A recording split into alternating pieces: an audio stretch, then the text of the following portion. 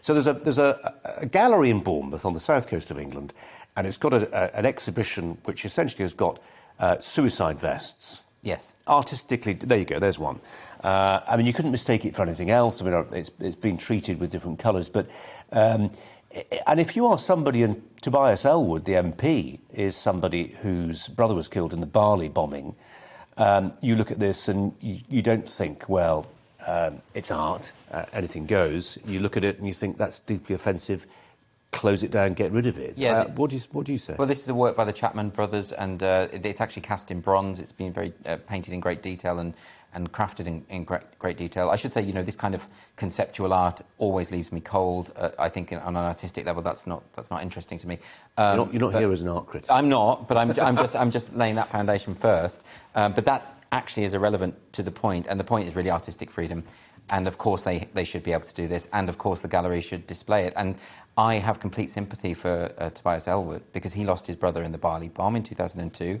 He was there in the attack on Parliament in 2017, gave mouth-to-mouth resuscitation to Keith Palmer before he died. Yeah. So he, you know, it's going to hurt. You know, when you see these symbols that remind you of terrorist activities that have had such horrible and direct impact on your life and the people you love, I have nothing but sympathy with that, and I understand that reaction. And you absolutely stand up for the right of Tobias Ellwood and others to excoriate this gallery and say it should be closed down. Stand up. I don't agree with him. I mean, insofar as he says it should be removed. He says the artwork should be removed.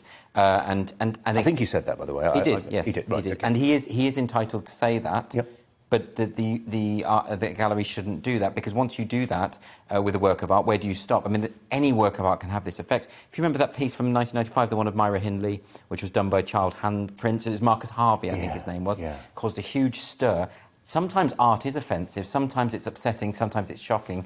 Maybe that's the point. What's very interesting, though, about this is Tobias Ellwood has said specifically, and he's invoked the death of David Amos recently, the murder, and he said, we know that when people read things and see things, they act upon them.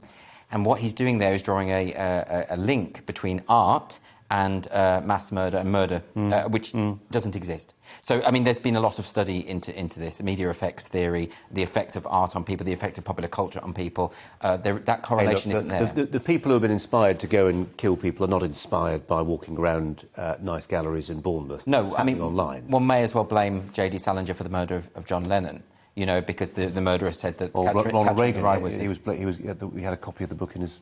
Catcher in the Rye, right, OK. So again, there are all sorts of things that can catalyse those kinds of... that kind of behaviour in unstable people. It's a very simplistic idea to say that there's representation in art or literature or whatever, or film, which is violent, and that leads to violence, because it's not true. Just in a word, are there any limits? Do you put any limits on artistic expression? Is it possible for art to be too offensive? Just in a word. No. OK. Andrew Doyle.